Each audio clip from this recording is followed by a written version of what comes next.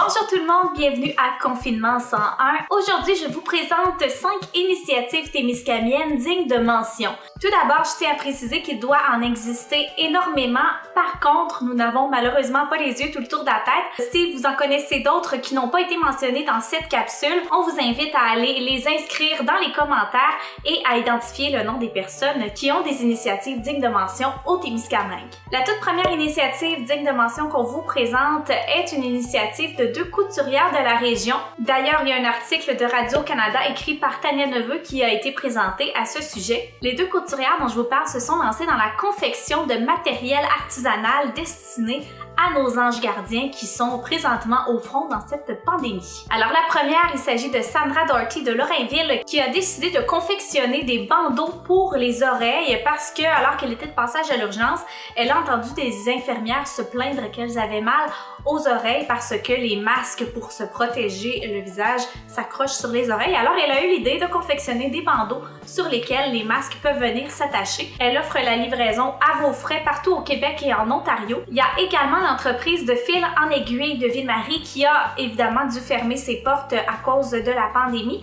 Par contre, ils ont décidé de confectionner des masques artisanaux qui ne sont pas des masques médicaux. Alors sur leur page Facebook, on vous invite à aller consulter le document qui a été déposé par le gouvernement du Canada qui donne des recommandations quant à l'utilisation des masques artisanaux parce que, évidemment, l'utilisation de ces masques à eux seuls ne permettent pas de se protéger totalement de la COVID-19. La deuxième initiative témiscamienne digne de mention va à certains de nos artisans locaux. D'abord, il y a Nancy Couturier de la Verrerie de la Montagne qui a décidé, en ce temps de pandémie, de mettre du bonheur dans la vie des gens en confectionnant divers items aux couleurs de l'arc-en-ciel. Depuis le début de la pandémie, les arcs-en-ciel sont très populaires pour montrer la solidarité et l'espoir. Alors, elle offre plusieurs créations sous forme d'arc-en-ciel. Vous pouvez aller fouiller sur sa page Facebook. Il y a également des petites boucles d'oreilles sous forme d'arc-en-ciel qu'elle a commencé à confectionner. Vous pouvez également avoir un arc-en-ciel à suspendre, donc choisir la taille que vous voulez et vous la faire livrer. Une autre artisane locale, je vous parle de la fille coquette Vanessa Cardinal qui, pour l'occasion, a décidé de faire des petites créations inspirées du moment.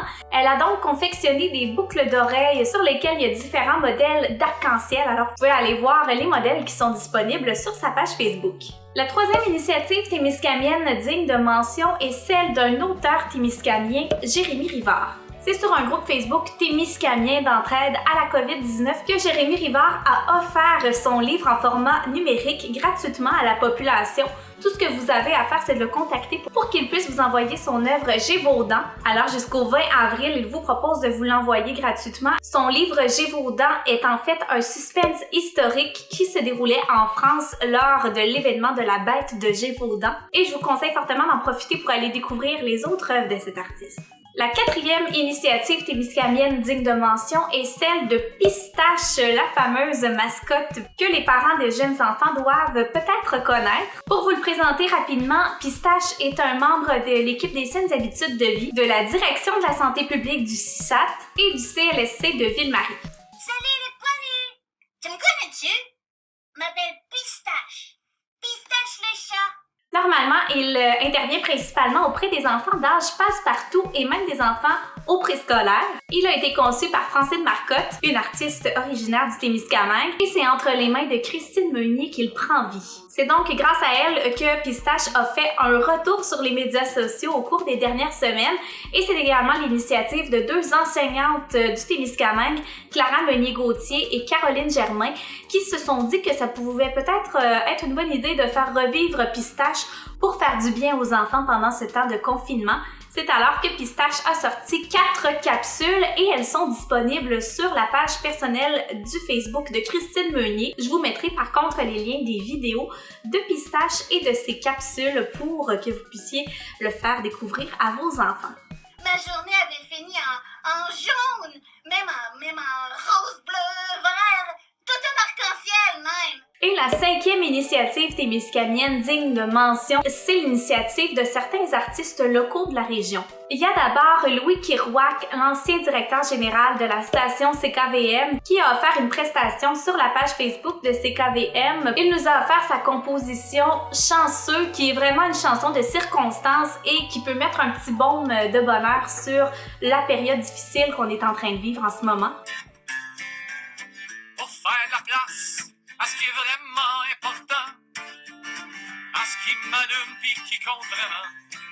Alors, sa magnifique composition est disponible encore sur la page Facebook de CKVM. Il y a également Simon Gélina et sa fille Anna-Rose Gélina qui nous ont offert 2 prestations depuis le tout début du confinement. Ils ont d'abord repris la populaire chanson Shallow de Lady Gaga et Bradley Cooper et ont fait une version adaptée à la situation actuelle. Écoutons les règles du gouvernement, ils sont là pour nous aider. On est un peuple fort, prêt à faire des efforts, faut pas se laisser tomber. Et plus récemment, ils ont également fait une autre reprise d'une chanson originale. Alors, c'était vraiment de toute beauté. Je vous conseille d'aller entendre ces 2 magnifiques voix. Il y a probablement d'autres artistes témiscamiens qui ont offert des prestations sur les médias sociaux.